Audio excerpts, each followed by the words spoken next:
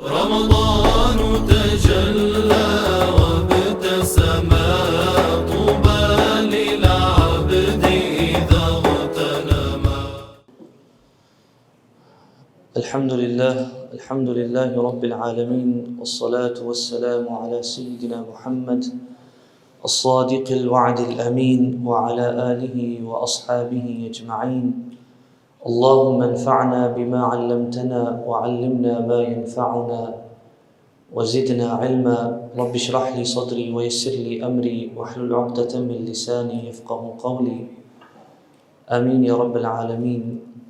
ثم أما بعد. Inshallah, since this is the final weekend of Ramadan,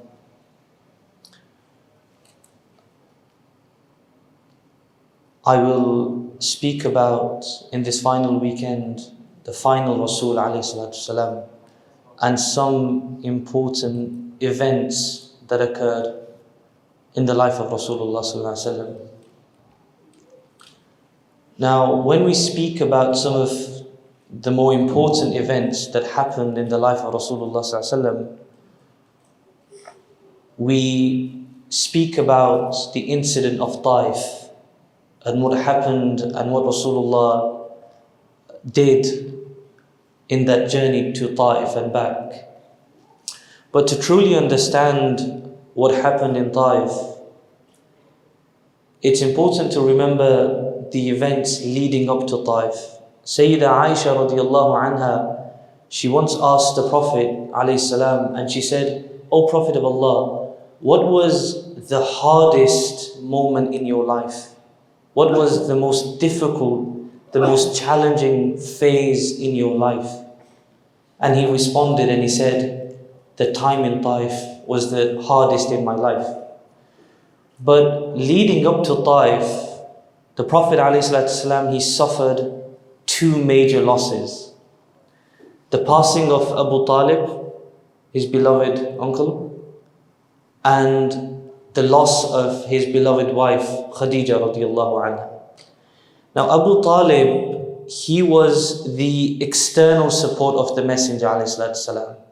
So outside of the house, in the community, Abu Talib would protect the Messenger ﷺ from outside people. And the internal support was Sayyida Khadija radiallahu anha. She would protect the Messenger and comfort the Messenger inside the home.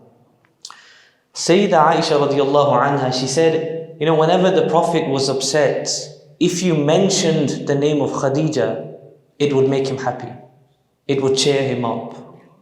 And Sayyida Aisha radiallahu anha, she noticed that the Prophet would always mention Khadija.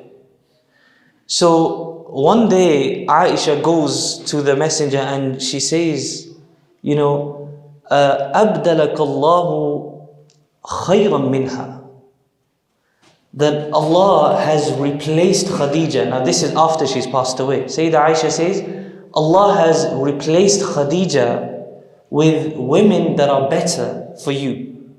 As in, Allah replaced Khadija with other wives. Wives that are younger, wives that are beautiful. And the Prophet ﷺ, he responded and he says that Khadija can never be replaced.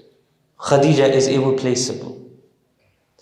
And when the Prophet ﷺ, he announced prophethood, he first started by preaching to his family members, right?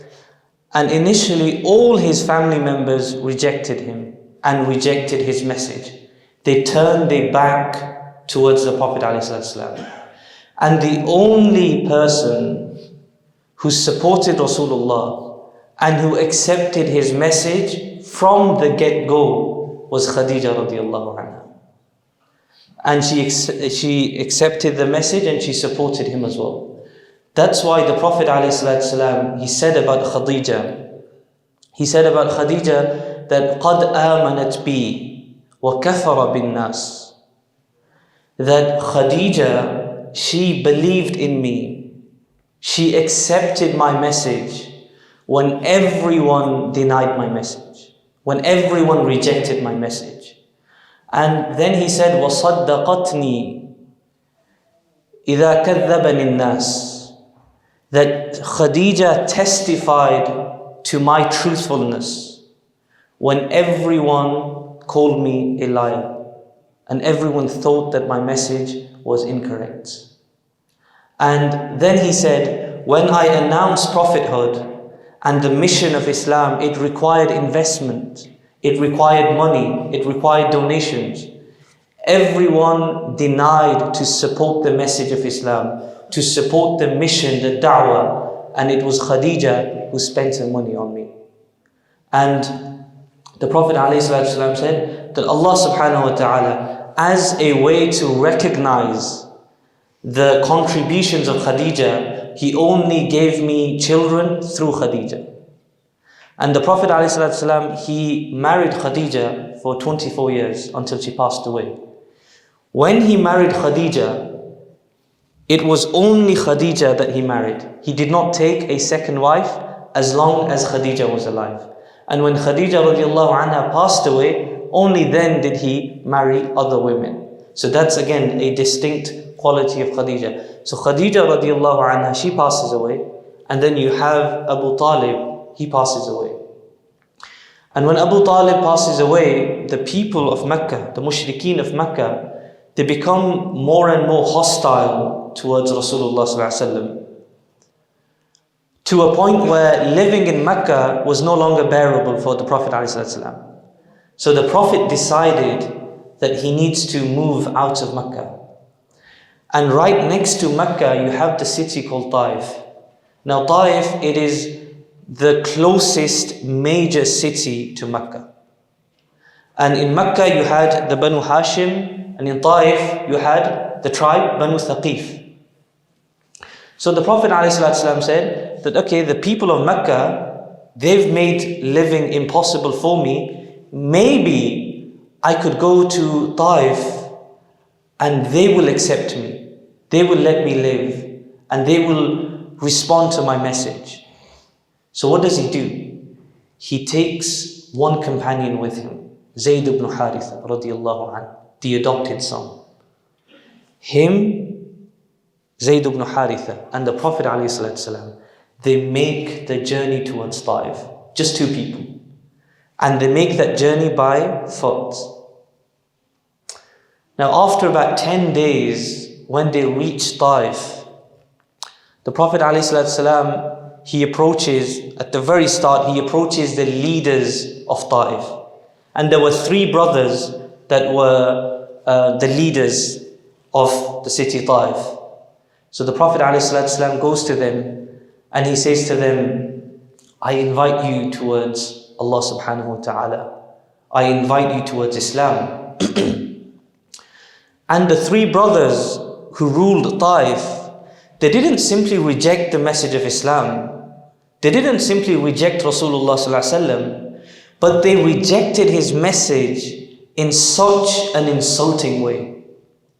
One of the 3 brothers, he said to Rasulullah, he said, really? If Allah wanted to appoint a messenger, why would He choose you? If Allah really wanted a messenger in this world, then why would He select you? Why wouldn't He select someone that is influential, someone that is powerful, someone that has money? One of the other brothers, he simply said, you're a liar. I don't even want to speak to you. These were the leaders of Taif. Now when all 3 leaders rejected Rasulullah sallallahu alaihi wasallam, then the Messenger ﷺ said, okay, I've been rejected by the leaders, maybe I should now go and engage the general public, the people. Maybe they will respond.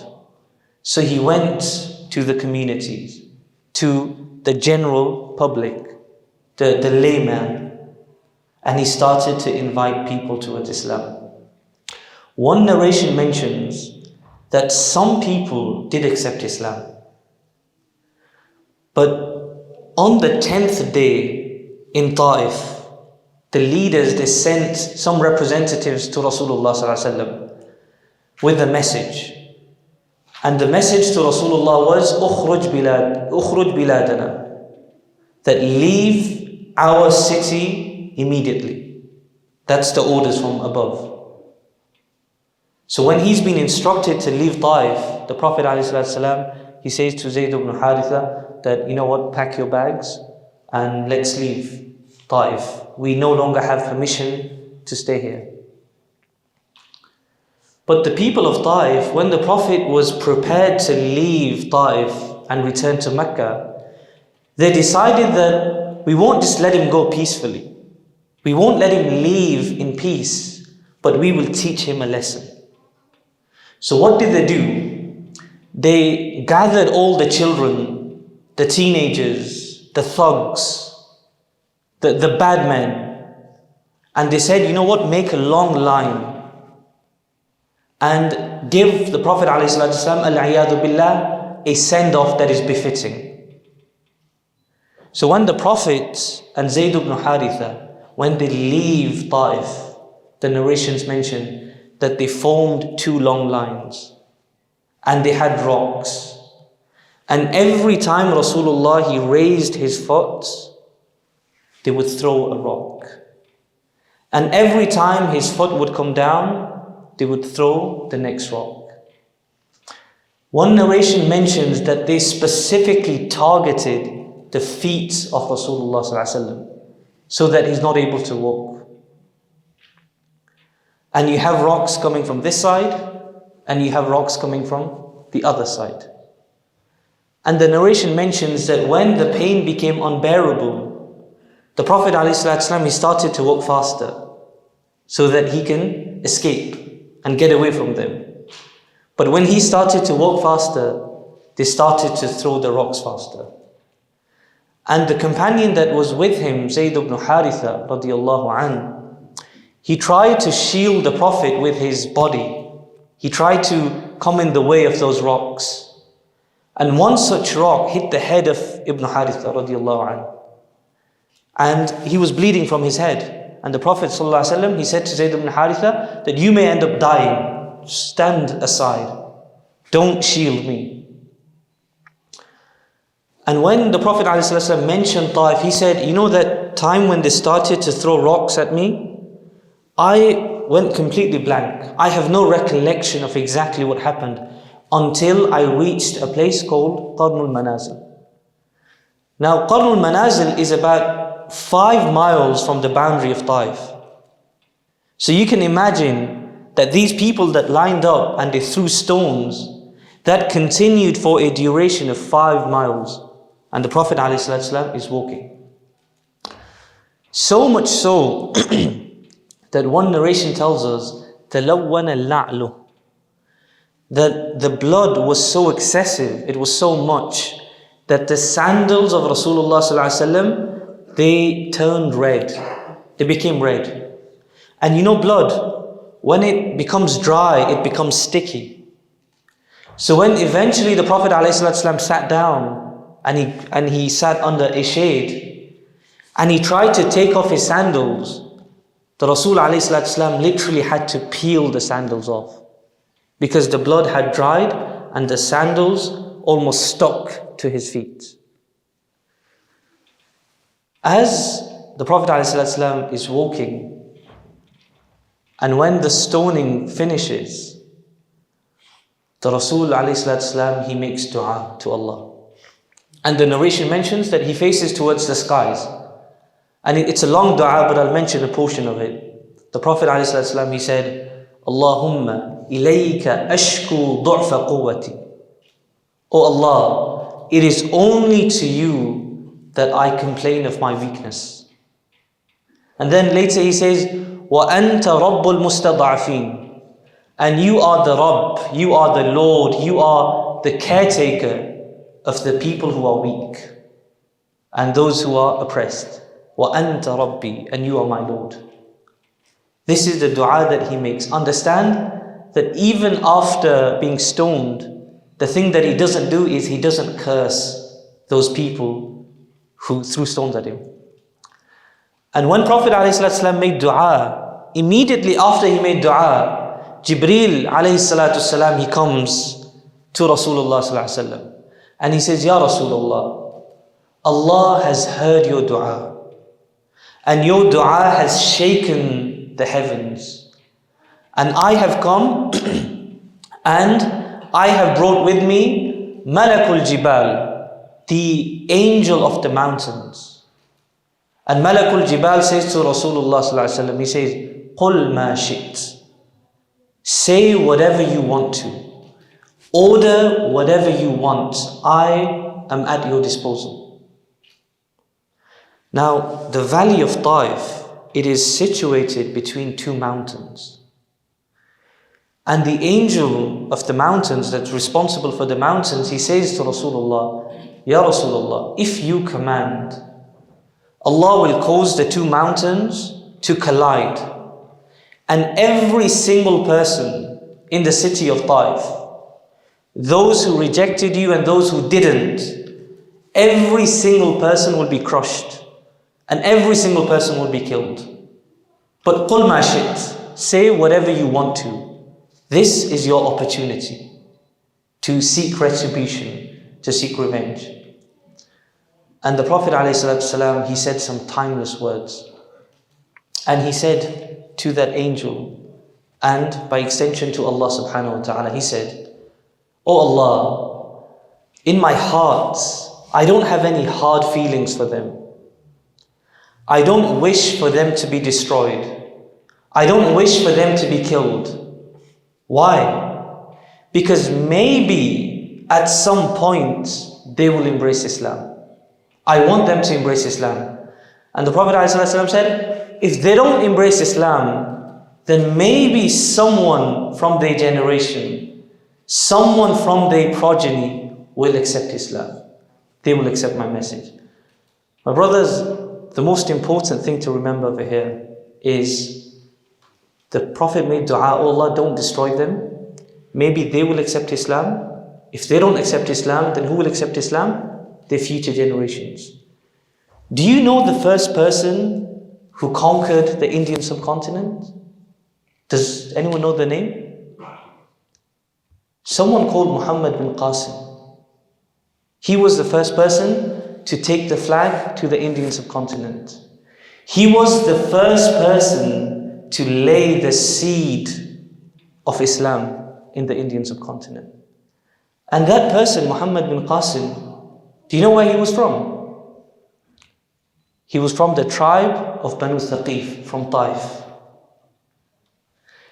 So the person who conquered the Indian subcontinent, the person who laid the seed, the foundation of Islam in the subcontinent, was someone from the children of Taif. And those of you, and I think everyone over here is from Indian Pakistani origin, your forefathers that accepted Islam, our forefathers who accepted Islam, was because of Muhammad bin Qasim, who was from Taif, who brought the message. And then through our forefathers, we accepted Islam. So our Islam, we have indirectly to thank Muhammad bin Qasim for. And Muhammad bin Qasim was from the Banu Thaqif, from the city of Taif. So look at the foresight, the wisdom in the dua of Rasul alayhi salatu. He said, "Oh Allah, I don't want you to kill the people of Taif. Maybe they will embrace Islam. But if they don't embrace Islam, then someone from their generations will embrace Islam."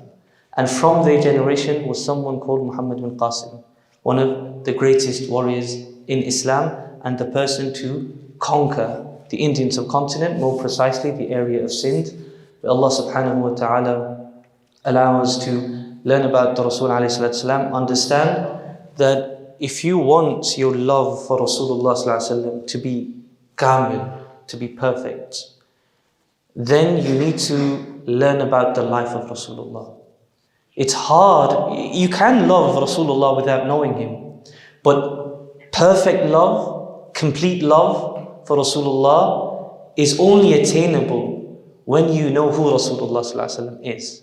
So inshallah, after Ramadan, the goal you should make, the target that you should have is that I am going to study the seerah. I am going to study the life of Rasulullah sallallahu alaihi wasallam. This week, it was Saturday, this day was on the incident of Taif.